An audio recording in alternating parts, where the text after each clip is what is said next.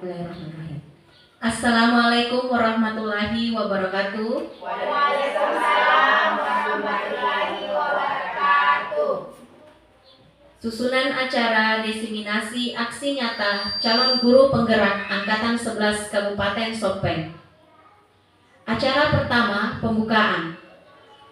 Marilah kita bersama-sama membuka acara ini dengan membaca basmalah.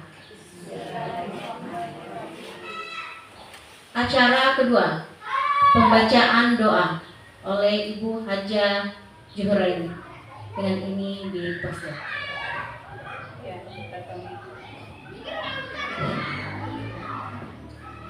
Assalamualaikum warahmatullahi wabarakatuh. Waalaikumsalam warahmatullahi wabarakatuh.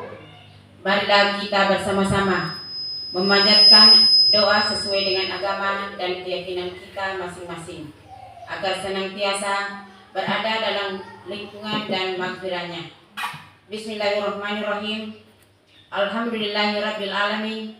Assalatu wassalamu ala asrafil anbiya'i wal mursalin wa ala alihi wa sahbihi ajmain.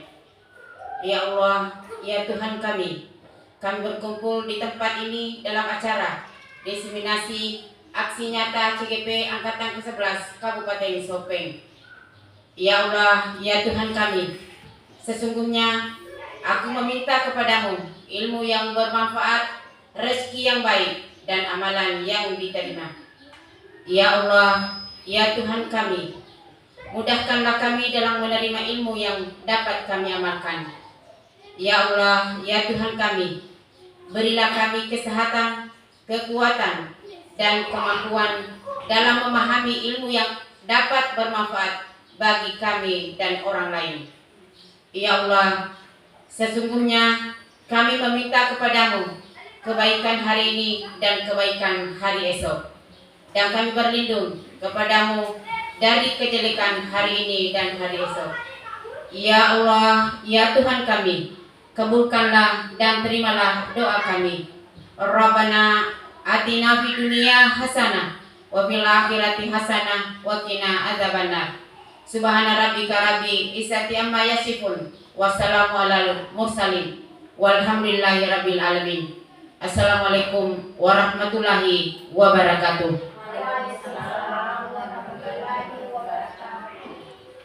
Acara ketiga, sambutan dari Ibu Kepala Sekolah SD Negeri 61 Kampung Baru.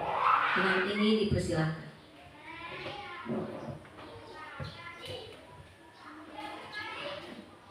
Bismillahirrahmanirrahim. Yang saya hormati Ibu CGP Angkatan 11 Kabupaten Sopeng, Ibu guru yang kesemuanya saya hormati dan saya banggakan. Assalamualaikum warahmatullahi wabarakatuh.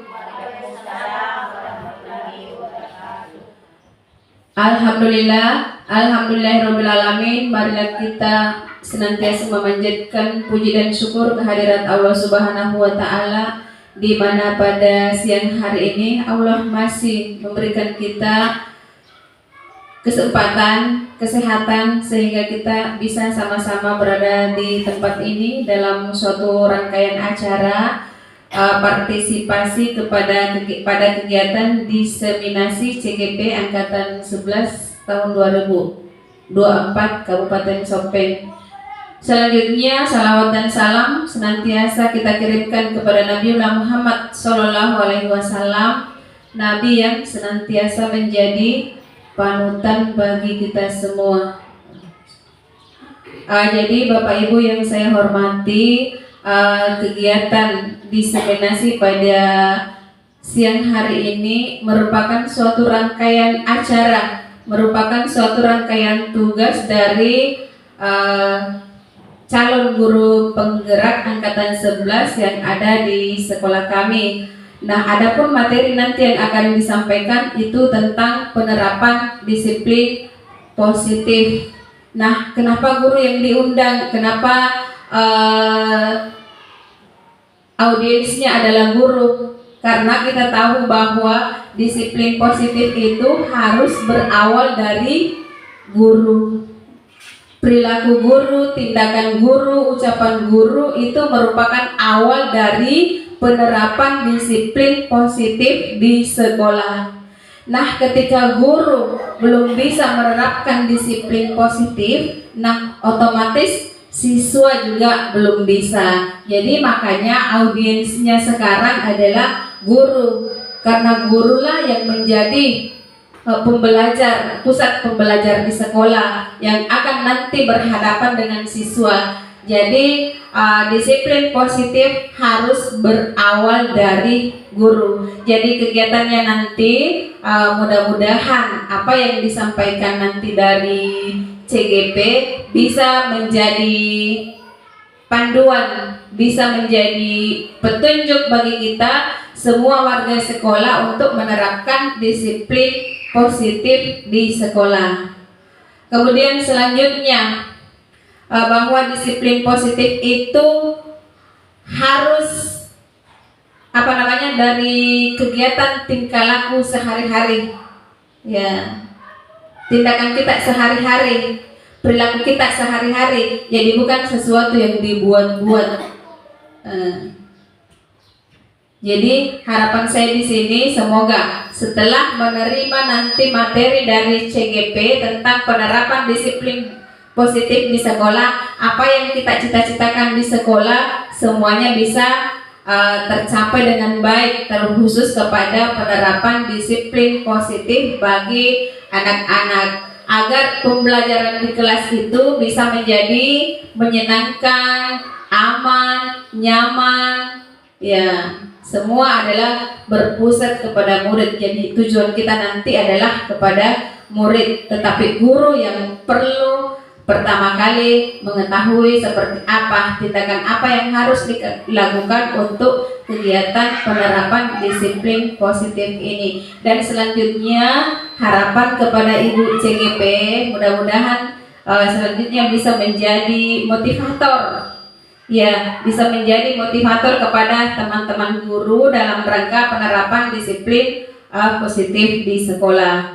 Mungkin inilah yang sempat saya sampaikan, lebih dan kurangnya mohon dimaafkan. Wabillahi taufiq wal hidayah. Wassalamualaikum warahmatullahi wabarakatuh.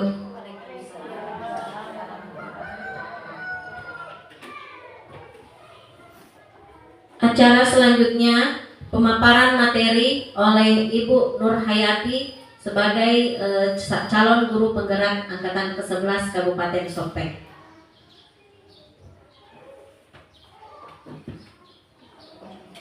Assalamualaikum warahmatullahi wabarakatuh. Yang terhormat Ibu Kepala Sekolah SD Negeri 61 Kampung Baru, yang terhormat ibu-ibu guru-guru hebat SD Negeri 61 Kampung Baru. Puji dan syukur kita panjatkan kehadirat Allah Subhanahu wa taala atas limpahan rahmat dan hidayahnya sehingga kita masih diberi kesempatan untuk berkumpul di tempat ini dalam rangka diseminasi aksi nyata saya sebagai calon guru penggerak angkatan ke-11 Kabupaten Sopeng. Tak lupa salawat dan taslim kita kirimkan kepada junjungan Nabi besar Muhammad SAW, Nabi yang telah membawa umat manusia dari alam yang kegelapan ke alam yang terang benderang. Baiklah, saya akan memaparkan materi. Jadi materi kita untuk hari ini yaitu tentang budaya-budaya positif di sekolah.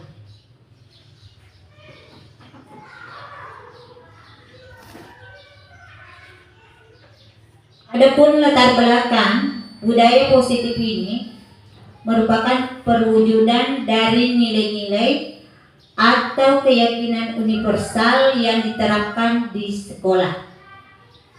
Suasana atau budaya yang berkembang di sekolah secara tidak langsung menjadi cermin dari tujuan mulia atau nilai-nilai yang sekolah anut atau yakini selama ini.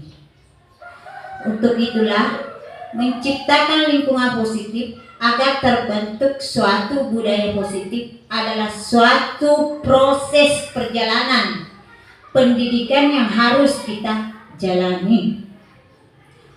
Karena ini merupakan tanggung jawab kita sebagai seorang guru, sebagai seorang pendidik, sebagai seorang pemimpin dalam pembelajaran. Jadi suatu lingkungan yang aman dan nyaman akan memberikan murid kesempatan dan kebebasan untuk berproses dalam belajar, sehingga mampu menerima dan menyerap suatu pembelajaran yang diberikan oleh guru. Jadi guru juga harus mampu menciptakan suasana atau lingkungan yang positif, yang sudah tentu harus berpihak pada murid. Adapun hal yang dapat dilakukan yaitu dengan membuat semacam kesepakatan atau keyakinan kelas atau keyakinan sekolah. Jadi semua pihak terkait, semua warga sekolah itu harus menerapkan keyakinan sekolah yang telah diterapkan sebagai wujud budaya positif di sekolah. Jadi tujuan aksi nyata saya di sini yang pertama adalah untuk mewujudkan murid yang merdeka dan berdisiplin kuat. Kemudian yang kedua, menumbuhkan budaya positif di sekolah dengan meyakini nilai-nilai universal. Sebagai tolak ukurnya, budaya positif ini kita lihat murid itu harus terlibat secara aktif dalam membuat keyakinan kelas. Kemudian yang kedua, guru dan murid dapat menerapkan budaya positif secara konsisten. Kemudian tolak ukur yang ketiga adalah terciptanya suasana atau lingkungan positif di sekolah. Kita melihat kembali ini filosofi Ki Hajar Dewantara sebagai bapak pendidikan. Filosofinya di situ menuntun segala kodrat yang ada pada anak-anak agar mereka dapat mencapai keselamatan dan kebahagiaan yang setinggi-tingginya, baik sebagai manusia maupun sebagai anggota masyarakat. Jadi kita sebagai seorang guru itu hanya sekedar menuntun. Jadi kita jangan menjadi seorang yang penuntut. Jadi seorang guru itu menuntun tumbuh kembangnya anak. Jadi yang diperbaiki di sini hanya lagunya anak-anak, ya, bukan dasarnya anak-anak.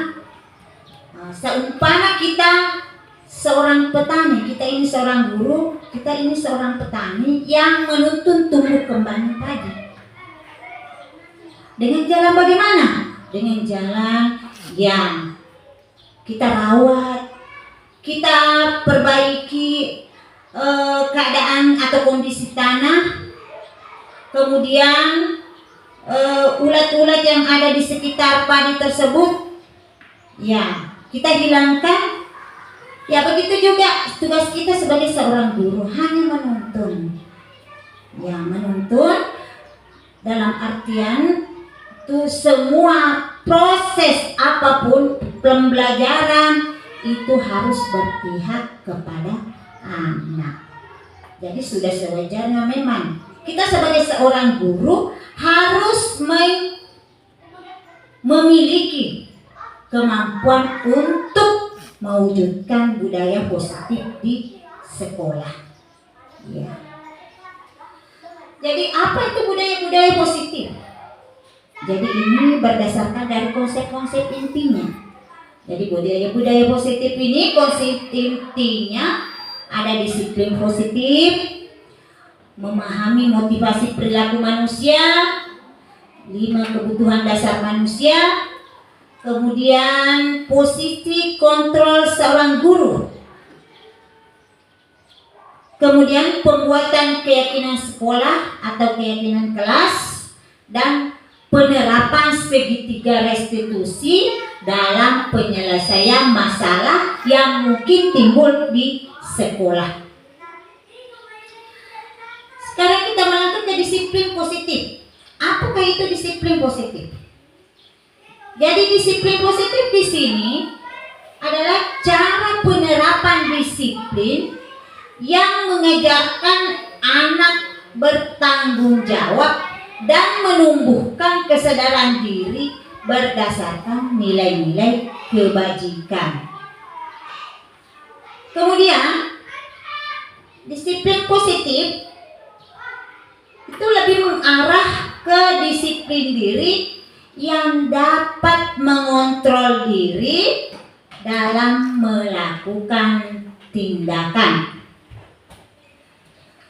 Kemudian yang selanjutnya adalah dapat membuat murid kita memahami sendiri dan menyadari sendiri berdasarkan motivasi internal, bukan akibat paksaan ataukah pujian, atau dia tidak dia takut akan hukuman yang diberikan oleh gurunya. Jadi ini muncul karena adanya motivasi internal dari murid itu sendiri.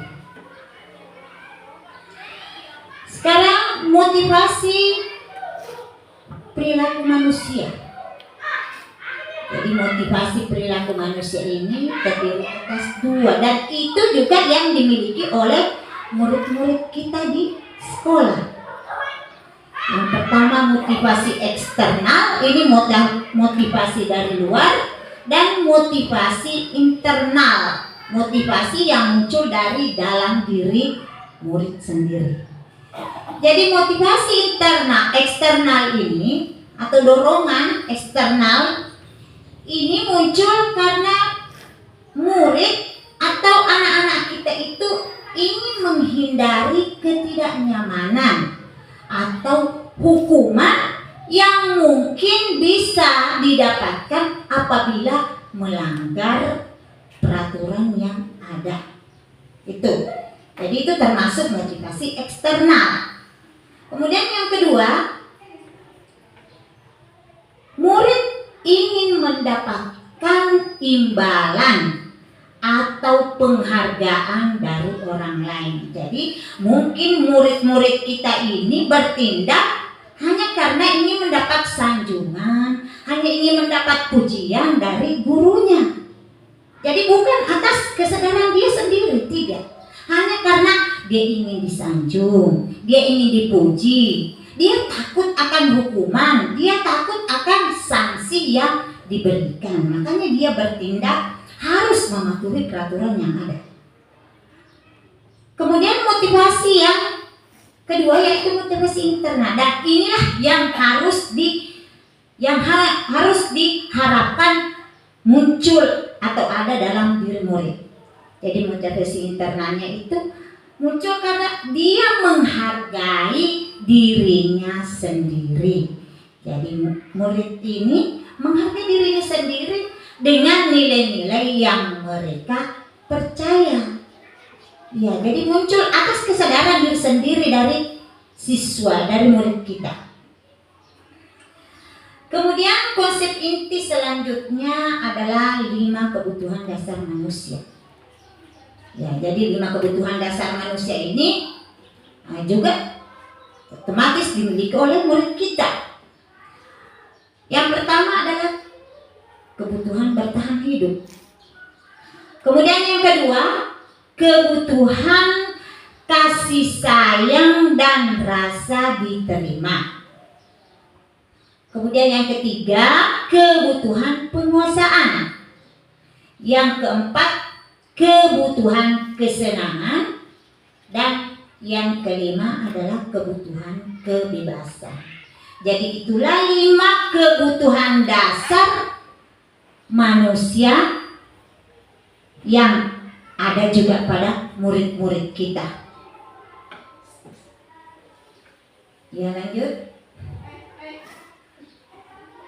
Jadi sekarang ini ada kasus yang saya tampilkan. Kita akan menentukan kebutuhan dasar apa yang ada pada murid tersebut.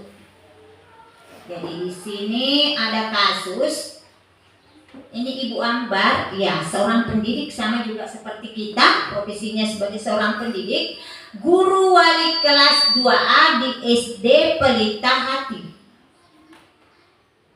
Beliau ini sedang bingung menghadapi ulah salah seorang murid di kelasnya yang bernama Doni. Karena kenapa? Ada beberapa anak di kelas 2, di kelasnya ini Ibu Ambar, itu datang mengeluhkan kalau Doni ini seringkali meminta bekal makan siang mereka dengan paksa. Jadi ini Doni ya sering meminta makanan dari teman-temannya, tapi dengan cara paksa. Ya. Jika Anda menghadapi situasi seperti Ibu Ambar, kira-kira apa yang akan Anda lakukan? Menurut Anda, apa alasan Doni melakukan hal itu? Jadi untuk menjawab pertanyaan itu, kita lihat dulu kebutuhan apa yang diperlukan oleh si Doni. Sekarang kebutuhan bertahan hidup. Ya, mungkin karena ini si Doni kebutuhan bertahan hidupnya masih kurang, ya. Jadi dia ingin terpenuhi. Ya. Jadi jika Doni merasa lapar dan tidak memiliki bekal makan siang, tindakannya itu mungkin merupakan upaya untuk memenuhi kebutuhan dasar bertahan hidupnya. Jadi kebutuhan akan makan. Dia lapar, ini si Doni lapar. Mungkin karena ya bekal yang diberikan sama orang tuanya ya sudah habis, ataukah uang jajan yang diberikan oleh orang tuanya cuma ya tidak cukup ya. Jadi dia berbuat demikian. Jadi merebut atau dengan paksa itu mengambil makanan teman-temannya. Jadi kebutuhan bertahan hidupnya yang harus dipenuhi oleh si Doni yang pertama. Kemudian yang kedua, kebutuhan kasih sayang dan rasa diterima. Nah, bagaimana ini kebutuhan kasih sayang dan rasa diterima? Doni mungkin merasa senang. Ya, jadi mungkin ada perasaan senangnya saat melihat temannya itu memberi perhatian atau mengikuti permintaannya. Ya, kadang kita lihat memang anak-anak begitu ya. Ya, dia ingin mencari-cari perhatian. Ya, jadi dia ingin mencari perhatian dengan jalan bagaimana? Ya, harus ikuti permintaannya. Jadi ini yang mencerminkan kebutuhan akan kasih sayang dan rasa diterimanya yang kurang, jadi belum terpenuhi. Kemudian kebutuhan penguasaan. Kebutuhan penguasaan di sini mungkin saja ini si Doni merasa hebat. Jadi ini Doni merasa hebat, merasa jago ketika temannya patuh. Jadi apa yang dia perintahkan harus dipatuhi oleh temannya. Jadi dia sudah merasa hebat. Ya, jadi ini mencerminkan kebutuhan akan penguasaan atas atau pengakuan atas kemampuannya anak ini. Kemudian selanjutnya kebutuhan kebebasan. Kebutuhan kebebasan, ya mungkin beberapa anak ini ingin memiliki kebebasan. Semua anak juga begitu, ingin memiliki kebebasan. Pasti tidak akan ada mau yang ditekan, ada mau dipaksa, ya. Jadi dia ingin memiliki kebebasan dalam memilih makanan mereka. Ya, mungkin saja ini si Doni mendapatkan bekal dari orang tuanya setiap hari itu yang itu saja. Jadi dia bosan. Dia ingin mencoba apa ada variasi makanan yang lain yang kira-kira yang bisa dia makan. Jadi ini kebebasan, kebutuhan kebebasannya. Dia bosan. Jadi bosan dengan bekalnya yang itu saja. Dia ingin mencoba variasi makanan yang lain. Kemudian kebutuhan selanjutnya yang terakhir adalah kebutuhan dasar kesenangan. Ya, kesenangan. Ya. Jadi ini mungkin si Doni merasa senang. Iya, anak-anak kadang juga begitu. Ya, senang sekali melihat reaksi teman-temannya teriak-teriak, kejar-kejar dia. Ya, selalu kita lihat itu setiap hari di sekolah. Jadi, mungkin ada rasa kesenangan yang dia dapatkan terhadap tindakannya itu. Jadi, ini mencerminkan kebutuhan kesenangan. Ya, jadi sekarang kita lihat dengan pemahaman tadi ini, tindakan apa yang harus dilakukan oleh Ibu Ambar.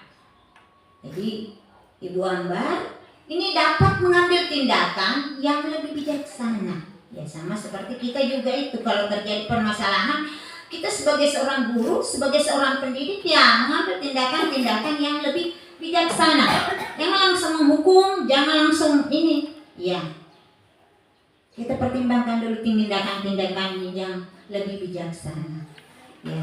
Jadi jika Doni lapar, Ibu Ambar bisa berbicara dengan orang tuanya untuk memastikan apakah anaknya itu memiliki bekal yang cukup ke sekolah. Jadi itu yang pertama dulu. Kita harus tanya ke orang tuanya. Apakah bekalnya yang diberikan sama Doni itu cukup atau tidak? Apakah uang jajan yang diberikan itu cukup atau tidak? Ya. Jika Doni mencari perhatian, ya Ibu Ambar bisa saja mendekati Doni dengan empati. Ya, dengan penuh rasa perhatian. Jadi anak-anak itu suka sekali kalau kita memberikan rasa-rasa empati, perhatian, kita dekati. Bahkan kalau misalnya secara kontak fisik kadang itu suka sekali kalau dibeli-beli rambutnya, terutama yang kelas rendah. Ya, dibeli rambutnya, diberikan sanjungan, diberikan pujian, itu yang sangat mereka sukai. Ya. Jadi ini Ibu Ambar mendekati Doni dengan empati dan membantu memenuhi kebutuhannya secara positif. Jadi dia memberikan kata-kata yang secara positif. Jadi pendekatan ini lebih baik daripada memberikan hukuman tanpa memahami motivasi Doni. Jadi kita harus dulu mengetahui motivasi apa, kebutuhan apa kira-kira yang tidak terpenuhi ini si anak sehingga bertindak seperti ini. Ya, jangan langsung memberikan hukuman. Ada anak-anak kita melakukan hal-hal yang melanggar, kita jangan langsung memberikan hukuman. Tapi kita dulu melakukan pendekatan tanpa ada kata-kata yang sekiranya bisa menyinggung perasaan dari murid kita. Selain itu, ini Ibu Ambar juga bisa mengajarkan Doni tentang etika sosial. Ya, etika sosial. Ya, yang mana di situ bisa saling membantu, saling apabila teman kita membutuhkan, kita saling bantu. Jadi itu berbagi dengan teman-temannya. Ya, kalau misalnya dia punya kelebihan makanan, apa bisa dibagi dengan teman-temannya. Daripada dibuang-buang percuma, kan tidak ada artinya. Dan memahami perasaan orang lain. Jadi kita ini bisa memahami perasaan orang lain dengan memberikan bantuan kepada orang lain, itu kita sudah paham. Begitu juga dengan anak. anak-anak kita. Ya. Jadi dengan demikian Doni dapat mengembangkan keterampilan sosialnya sambil memenuhi kebutuhan dasarnya yang lebih baik. Ya, oke. Kemudian yang keempat yaitu posisi kontrol guru. Jadi ada beberapa yang termasuk dalam posisi kontrol guru. Ya, jadi nanti di guru penggerak juga saya baru bisa saya ketahui ternyata posisi seorang guru itu mempunyai posisi kontrol. Ya, ada 5. Yang pertama itu posisi kontrol penghukum. Jadi yang pertama posisi kontrol guru penghukum. Kemudian posisi kontrol guru sebagai teman. Ya. Kemudian posisi kontrol guru pembuat rasa bersalah. Kemudian posisi kontrol pemantau. Dan yang terakhir adalah posisi kontrol guru sebagai seorang manajer. Jadi kita memposisikan diri kita sebagai seorang manajer. Kita lihat satu persatu, yang mana itu posisi kontrol penghukum. Seorang guru atau seorang guru yang menerapkan posisi kontrol penghukum ini menggunakan hukuman fisik maupun verbal. Iya, kadang ya kalau kita temukan murid yang betul-betul nakal, ya kadang secara tidak sadar. Ya, tapi untuk sekarang ya mungkin sudah tidak ada lagi yang dilakukan oleh guru-guru kita sekarang. Orang-orang yang menjalankan posisi penghukum senantiasa mengatakan bahwa sekolah memerlukan sistem atau alat yang dapat lebih menekan murid-murid lebih dalam lagi. Jadi ini secara keterpaksaan. Jadi kita tekan anak-anak harus patuhi aturan yang ada. Apabila tidak mematuhi peraturan yang ada, ya sanksinya adalah hukuman. Ya, jadi biasanya seorang pendidik itu apabila menerapkan posisi penghukum, dia akan mengatakan begini, patuhi aturan saya atau awas. Ya, memang bersifat mengancam, kemudian nada suaranya tinggi, membentak-bentak, menghardik anak gitu. Kemudian yang kedua, itu kata-katanya, kamu itu selalu saja salah. Ya, jadi itu juga merupakan kata-kata guru seorang yang menerapkan posisi kontrol penghukum. Kemudian ada lagi kata-katanya, selalu, pasti selalu yang terakhir selesai.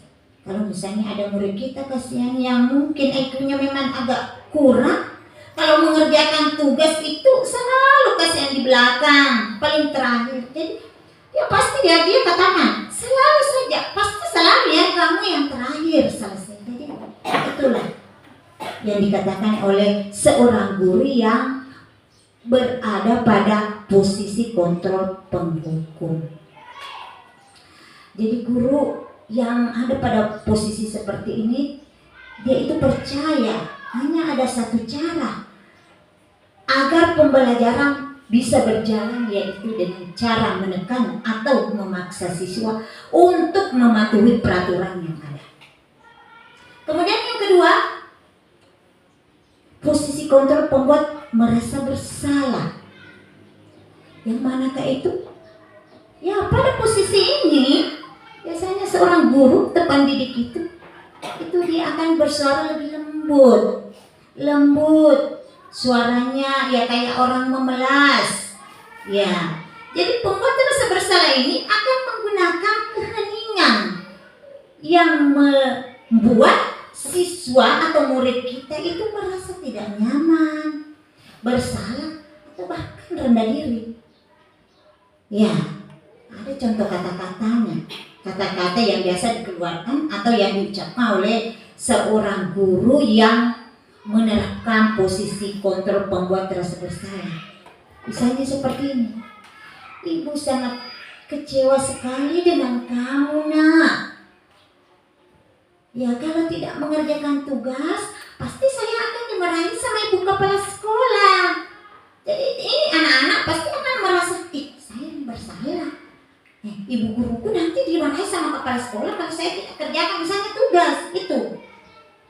Itu maksudnya. Kemudian kata-kata yang kedua yang sering diucapkan seorang guru yang ada pada posisi kontrol pembuat rasa bersalah itu, berapa kali ibu harus memberitahu kamu, nak? Berapa kali selalu ibu bilang begini, nak? Ya, itu. Kemudian selanjutnya adalah kata-kata gimana coba kalau orang tua kamu tuh tahu kamu berbuat begitu. Ya, itu juga merupakan kata-kata yang sering diucapkan oleh seorang guru yang merupakan atau yang menerapkan pembuat posisi kontrol pembuat rasa bersalah. Jadi ini anak-anak ya akan memiliki penilaian yang buruk. Itu dampak nanti yang akan terjadi, dampak yang akan dihasilkan dari posisi kita yang seperti ini. Dia akan menilai dirinya yang buruk. Dia akan menilai dirinya, saya ini tidak ada artinya. Saya ini tidak berharga di matanya ibu guru. Ya, jadi dia akan merasa rendah diri, dia akan merasa begitu, tidak ada harganya sama sekali dan merasa mengecewakan orang-orang yang disayanginya. Dia akan merasa mengecewakan ibu gurunya, dia akan merasa mengecewakan orang tuanya, dia merasa mengecewakan kepala sekolah dan semua orang yang ada di sekitarnya. Kemudian yang ketiga adalah posisi teman. Bagaimana seorang guru yang menerapkan posisi teman? Guru pada posisi ini tidak akan menyakiti murid. Sama sekali tidak akan. Ya, tidak akan menyakiti murid. Namun akan tetap berupaya mengontrol murid melalui persuasi. Seperti apa misalnya? Jadi pada posisi teman ini guru bisa negatif, bisa juga positif. Positif di sini berupa hubungan baik antara murid dengan gurunya. Guru pada posisi teman ini itu menggunakan hubungan baik dan humor untuk mempengaruhi murid-muridnya atau mempengaruhi seseorang.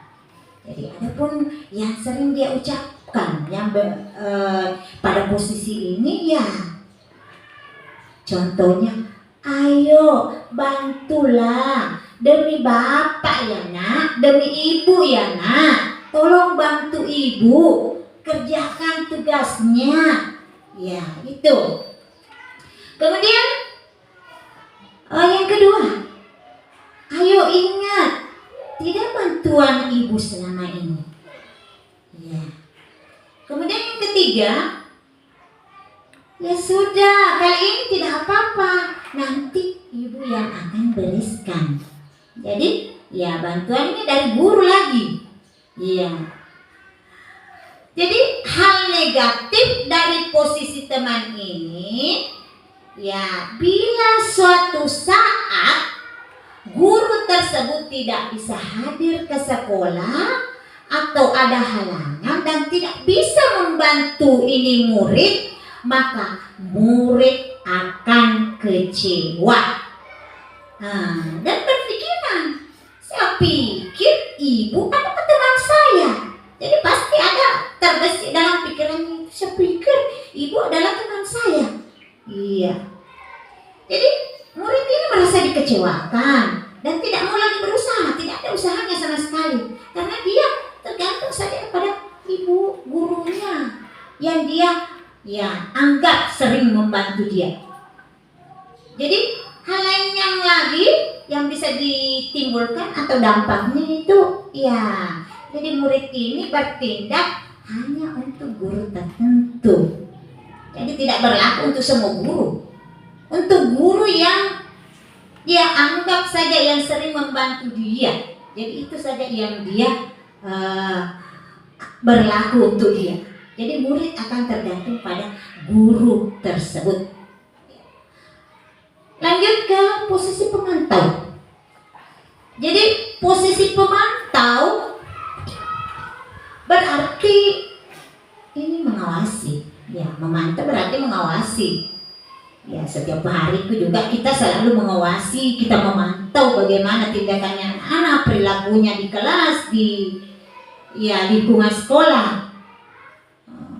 Jadi pada saat kita mengawasi, kita itu bertanggung jawab atas perilaku orang-orang yang kita awasi. Jadi posisi pemantau ini berdasarkan pada peraturan dan konsekuensi. Jadi pada peraturan dan konsekuensi yang ada. Jadi dengan menggunakan sanksi atau konsekuensinya, kita dapat memisahkan hubungan pribadi kita dengan murid. Sebagai seorang yang menjalankan posisi pemantau, ada beberapa kata-kata yang sering kita ucapkan terhadap murid kita. Salah satu contohnya adalah peraturannya apa, nak? Apa yang telah kamu lakukan? Dan sering ini selalu saya sendiri ini sering apa yang kamu lakukan, nak? Kemudian sanksi atau konsekuensinya apa apabila kamu melakukan pelanggaran misalnya. Jadi seorang pemantau sangat mengandalkan penghitungan, catatan atau data yang dapat digunakan sebagai bukti atas perilaku seseorang atau perilakunya murid kita. Sudah ada catatan kecil. Jadi pada posisi pemantau sendiri itu berawal dari teori stimulus respon yang menunjukkan tanggung jawab guru dalam mengontrol murid kita. Kemudian yang terakhir adalah posisi manajer. Yang manakah itu yang termasuk posisi manajer? Kita sebagai seorang guru juga sekaligus sebagai manajer bagi murid kita. Jadi manajer di sini posisi di mana guru berbuat sesuatu bersama dengan murid, mempersilahkan murid mempertanggungjawabkan perilakunya, mendukung murid agar dapat menemukan solusi atas permasalahannya sendiri. Jadi kalau kita lihat ini sudah harus dengan tindakannya itu dari murid sendiri, dan penanganannya juga murid sendiri yang harus tahu menemukan solusinya.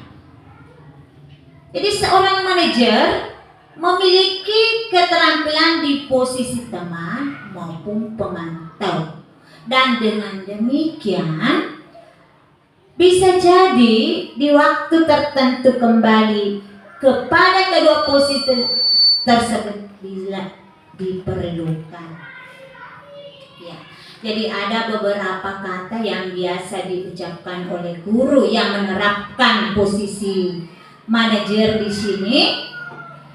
Yang pertama yang sering kita dengarkan, apa yang kita yakini, apakah sesuai dengan keyakinan kelas kita, nak?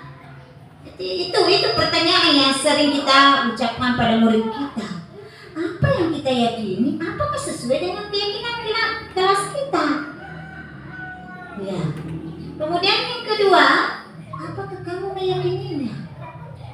Apa yang kamu lakukan itu sesuai dengan keyakinan kelas kita, nak? Kesepakatan kelas kita, kesepakatan atau keyakinan sekolah kita. Kemudian yang sering juga diucapkan oleh guru yang ada pada posisi manajer itu, jika kamu meyakininya, apa kamu bersedia memperbaikinya? Ya, itu. Jadi kalau memang kamu meyakini, ya, apa kamu bisa memperbaikinya? Kemudian, jika kamu memperbaiki ini, hal ini menunjukkan apa tentang dirimu? Ya, jadi kita tanyakan itu kepada murid kita. Kemudian, apa rencana kamu untuk memperbaiki hal ini? Ya.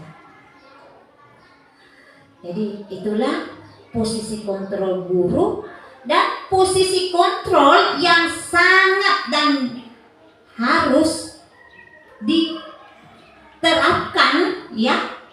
Ya, meskipun pada kenyataannya keadaan kita ya tidak bisa, belum bisa, tapi insya Allah akan bisa nanti. Adalah posisi manajer. Itu yang diharapkan.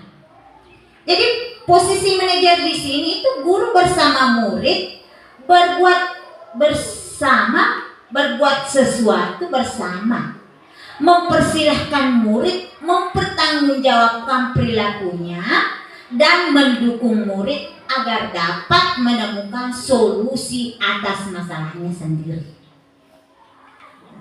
Kemudian posisi manajer ini mengacu juga pada restitusi, segitiga restitusi yang dapat menjadikan murid sebagai manajer bagi dirinya sendiri. Ya, jadi ini murid bisa mengatur dirinya sendiri, dia sebagai manajer pada dirinya sendiri, sehingga tercipta identitas positif pada diri murid kita. Kemudian konsep inti yang selanjutnya adalah mengenai keyakinan sekolah atau keyakinan kelas. Saya yakin di sekolah kita ini sudah ada semua keyakinan kelasnya masing-masing. Keyakinan sekolah kita ada. Jadi ini keyakinan sekolah atau keyakinan kelas, itu guru berperan dalam mewujudkan terbentuknya keyakinan kelas atau sekolah berdasarkan kesepakatan bersama antara guru dan murid. Ya, beda dulu. Kalau dulu ya peraturan kelas, tata tertib kelas. Jadi beda itu ya Ibu, antara tata tertib kelas dengan keyakinan kelas. Apa yang membedakan? Kalau tata tertib kelas itu ide atau pendapat-pendapat yang kita tuangkan di situ berasal dari guru saja. Guru yang mengeluarkan apa-apa yang harus diterapkan atau dilakukan oleh murid kita. Sementara kalau keyakinan kelas itu guru bersama murid mempunyai kesepakatan membuat sesuatu yang bisa diyakini atau bisa dijadikan aturan dalam kelas kita. Jadi ini idenya atau pendapatnya berasal dari murid kita. Kita guru tidak. Ya. Jadi murid ini sudah diberikan kesempatan untuk berpendapat. Jadi pembelajaran yang sudah berpihak pada murid. Kemudian keyakinan sekolah atau kelas itu berupa pernyataan universal yang mudah diingat. Jadi jangan membuat keyakinan kelas yang ribet, yang kata-katanya ya susah sekali untuk diingat. Ya, jadi itu harus yang mudah diingat dan dipahami, dan harus ya jelas penerapannya harus ada di lingkungan sekolah kita. Selanjutnya yang terakhir itu mengenai konsep inti yang terakhir, segitiga restitusi. dalam penyelesaian masalah. Jadi ini segitiga restitusi yang terus terang nanti masuk di guru penggerak ibu baru saya apa itu restitusi. Saya sama sekali tidak tahu ibu nanti di sana. Oh ini yang namanya restitusi. Jadi segitiga restitusi ini terdiri atas 3, ya. Ada menstabilkan identitas, ada validasi tindakan yang salah, kemudian menanyakan keyakinan. Apa kira-kira tujuannya ini segitiga restitusi ya?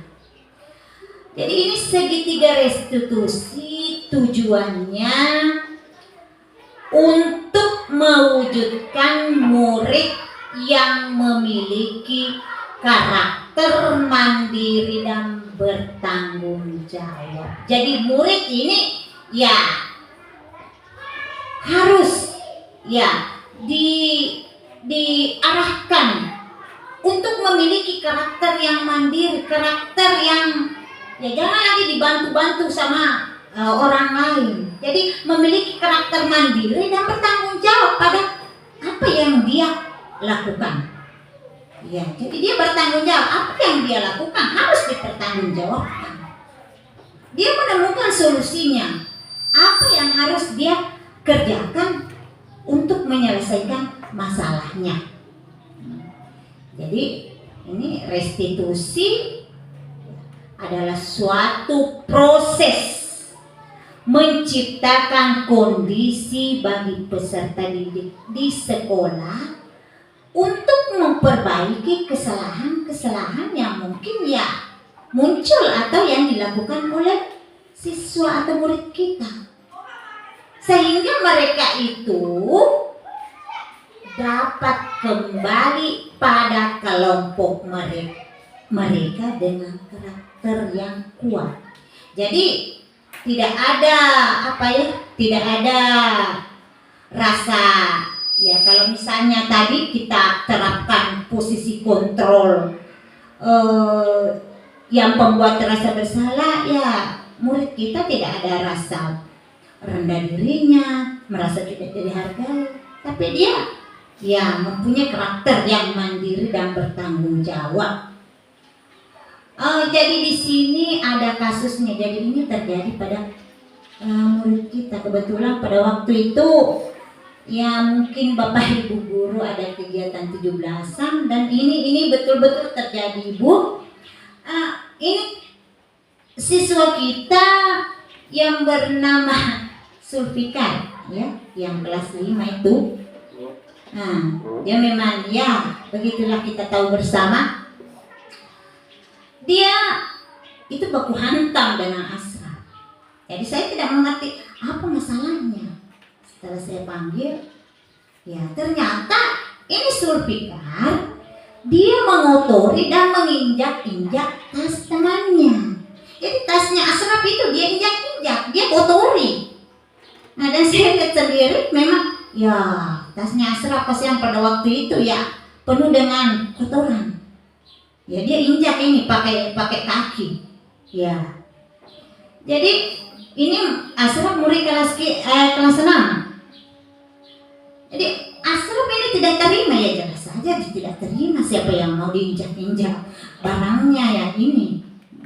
Jadi Asraf ini tidak terima tasnya diinjak dan dikotori oleh Sulfikar, sehingga terjadi perkelahian. Jadi waktu itu ya baku hantam. Saya lihat mukanya Asraf pada waktu itu memar, kemudian cakaran-cakaran karena kukunya itu Sulfikar memang tajam-tajam, cakaran di mukanya Asraf, waduh, betul-betul banyak. Kemudian pada waktu itu saya tanyakan, saya panggil Sulfikar, saya bilang, Sulfikar, apa benar kamu mengotori tas teman kamu yang bernama Asraf? Ya dia berdiri di depan saya. Ya. Terus apa yang dia ucapkan? Benar Bu, memang. Tapi saya cuma bercanda Bu. Ya biasa bahasanya anak-anak. Bercanda saja Ibu. Saya tidak serius. Iya, itu yang dia katakan. Terus saya bilang, benar. Ya, Zulfikar, awalnya memang kamu cuma bercanda. Kalaupun bercanda sama teman, jangan lakukan hal-hal negatif, hal-hal yang sekiranya merugikan teman kamu. Jadi ini sudah menstabilkan identitas, sudah masuk pada menstabilkan identitas ibu-ibu ya. Ya. Kemudian itu apa lagi jawabannya? Zulfikar dia bilang, iya Bu, Asraf juga marahi saya ibu. Iya. Jadi dia juga membela diri. Ya, jelas saya dia yang salah, ya sudah membela diri lagi. Jelas. Saya bilang jelas teman kamu akan marah karena tidak terima tasnya diinjak dan dikotori. Tapi tidak apa-apa. Nah, sebagai manusia biasa pasti pernah melakukan suatu kesalahan. Jadi itu masuk dalam menstabilkan kata-kata yang menstabilkan identitas pada murid kita. Kemudian yang mana masuk validasi tindakannya? Kita validasi tindakan yang salah. Terus saya tanya, tapi ngomong-ngomong, kenapa ya? Apa alasannya Zulfikar mengotoritas Asraf? Dia bilang, awalnya saya tidak sengaja, Bu. Saya cuma bercanda. Ya memang, kamu tidak sengaja atau hanya bercanda, tapi perilakunya kamu itu merugikan teman. Iya Bu, saya tahu sikap saya memang saya ada di sini. Ternyata dia tahu juga memang sikapnya itu salah. Dan jawabannya Zulfikar ketika itu tidak saya sangka-sangka, ternyata memang ini anak juga. Ya boleh dibilang, ya begitu. Memang orangnya nakal tapi ya. Jadi dia bilang, iya Bu memang salah. Jadi sekarang yang masuk menanyakan keyakinan. Jadi saya tanya lagi, iya Nak, apakah perilakunya Zulfikar itu sesuai dengan dengan keyakinan sekolah kita? Tentunya kan tidak sesuai karena kamu itu tidak menghargai teman atau orang lain. Kan dalam keyakinan sekolah kita itu harus saling menghargai teman, sesama teman, harus menghargai guru, harus menghargai ya semua yang ada warga sekolah kita. Ya. Terus ya apa yang dia bilang? Ya Bu, saya memang melanggar keyakinan sekolah saya. Saya akan memperbaiki perilaku saya dan akan menghargai semua teman di sekolah ini ataupun teman-teman di luar sekolah sana. Jadi itu waktu itu Zulfikar itu lari ke rumahnya. Saya kira mau apa? Terus dia bawa, ini Bu, ada katanya obat. Nanti saya obati itu Asraf. Dan betul-betul dia obati mukanya Asraf. Nah, setelah itu dia tasnya Asraf itu dia perbaiki, dia sapu kembali. Dan ya sudah bersih baru serahkan. Kemudian minta maaf sendiri sama temannya. Kenapa saya suruh? Tidak saya suruh. Dia bilang minta maaf Asraf. Iya. Jadi ternyata ibu-ibu ya, itu segitiga restitusi ini sangat bagus diterapkan di sekolah. Iya. Oke. Jadi mudah-mudahan kedepannya bisa kita sebagai seorang pendidik ya mampu menerapkan ya segitiga restitusi ini. Dan posisi-posisi kontrol sebagai seorang guru itu ya bisa juga kita terapkan ya. Kalau misalnya posisi sebagai seorang manajer belum bisa ya sebagai pemantau lah ya, itu saya kira sudah bisa.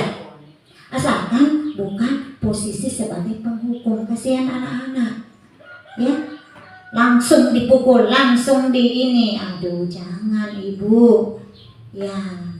Tapi kalian juga saya begitu dulu sebelum saya tahu oh ternyata ini tidak baik memang, sangat merugikan anak-anak.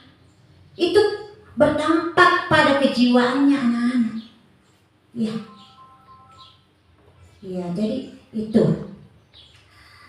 Kemudian hal lain yang penting dipelajari dalam proses menciptakan budaya positif ini adalah melakukan kolaborasi antar sekolah dan orang tua murid. Jadi ini yang utama, harus ada kolaborasinya antara orang tua dan murid. Ya, orang tua, sekolah, murid. Jadi harus ada kerjasama sehingga budaya positif ini bisa kita terapkan di sekolah kita. Dan ya tentunya bisa menciptakan lingkungan sekolah yang aman, nyaman ya untuk murid-murid kita, sehingga pembelajaran berpihak kepada murid bisa tercapai. Ya. Jadi ini bisa kita, budaya positif ini jangan hanya dilakukan di kelas. Ya, jangan hanya dilakukan di kelas, sekolah saja atau di sekolah saja. Tapi bimbinglah, arahkanlah anak-anak. Budaya-budaya positif ini juga bisa diterapkan di lingkungan sekitar mereka berada. Ya, kembali ke rumahnya juga ya bisa menerapkan budaya positif ini ya. Agar ya anak-anak kita itu memiliki kebiasaan, sudah memiliki karakter, sifatnya sudah seperti itu dan sudah tidak bisa lagi diubah. Kalau sudah kebiasaannya dia itu sudah tidak bisa lagi diubah.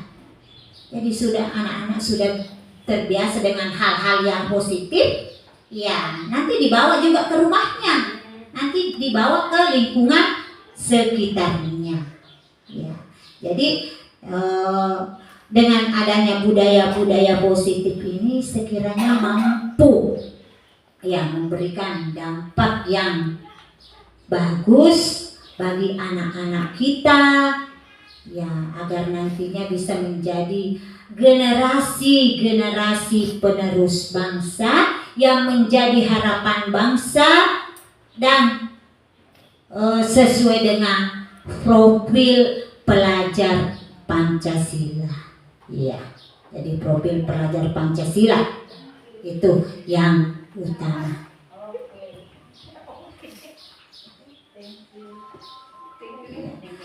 Jadi itulah pemaparan saya. Atau barangkali ya saya kembalikan kepada moderator. Oke, berikan sambutan yang meriah pemaparan.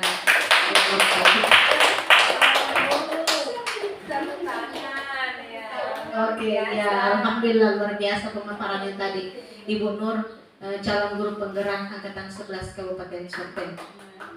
Acara selanjutnya kita lanjut ke tanya jawab, sesi tanya jawab. Saya buka 2 saja penanya. Bagaimana Bu Nur? Iya. Iya. Oke, saya persilakan untuk Ibu Haja Erni.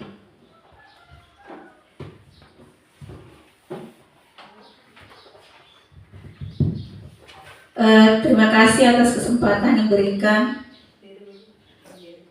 Berdiri. Ada pun yang ingin saya tanyakan, sebagaimana pemaparan Ibu Nur tadi tentang budaya positif. Tadi sudah disampaikan contoh-contoh kata-kata yang keluar secara lembut. Yang ingin saya tanyakan di sini, bagaimana ciri-ciri seorang guru dalam memaparkan atau berada pada posisi kontrol pembuat rasa bersalah. Kan tadi sudah dipaparkan tentang contoh-contohnya. Yang saya minta di sini ciri-cirinya seorang guru yang menerapkan posisi kontrol pembuat rasa bersalah. Terima kasih. Terima kasih banyak kepada Ibu Haja Erni. Baiklah, saya akan menjawab bagaimana posisi kontrol, ciri-cirinya seorang guru itu apabila menerapkan posisi kontrol pembuat rasa bersalah. Jadi yang pertama itu guru akan bersuara atau bersikap lemah lembut.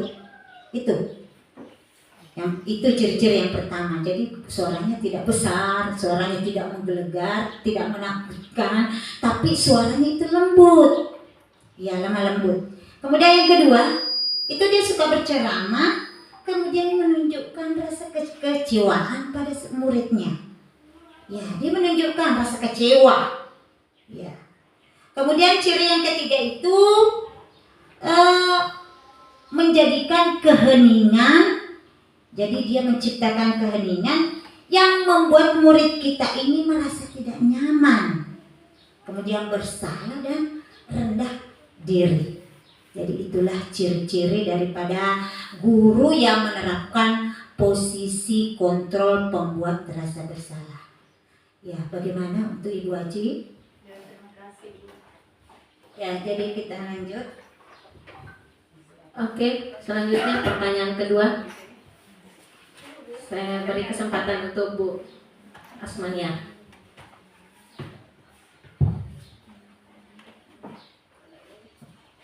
Ya, terima kasih atas kesempatan yang diberikan kepada saya. Pertanyaan saya yaitu bagaimana cara mewujudkan budaya positif di sekolah. Terima kasih.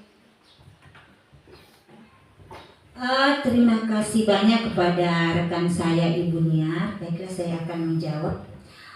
Bagaimana cara mewujudkan budaya positif yang ada di sekolah?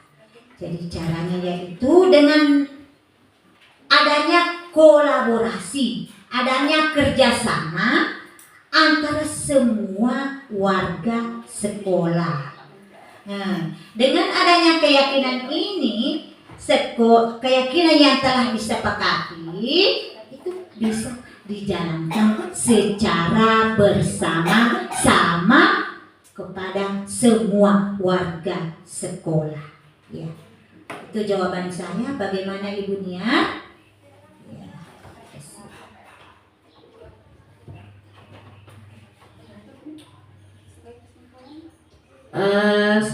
Terima kasih atas pertanyaan dari para penanya tadi, dan terima kasih juga kepada Bu Nur yang telah memberi jawaban kepada para penanya tadi, dan alhamdulillah jawabannya diterima semua. Acara selanjutnya kita lanjut ke penutup, kesimpulan sekaligus istirahat. Saya persilahkan Bu Nur. Terima kasih. Jadi sebagai kesimpulannya ini, budaya-budaya positif yang telah saya paparkan itu ya sepatutnya harus kita terapkan, harus kita jalankan ya, tapi harus ada kolaborasi antara semua warga sekolah. Jadi budaya positif itu harus kita terapkan. Jangan cuma ya kita cuma belajar saja kata-katanya, jadi harus ada penerapan di sekolah. Jadi budaya positif itu harus kita terapkan di sekolah. Ya, itu sebagai kesimpulan saya. Terima kasih. Saya kembalikan kepada moderator.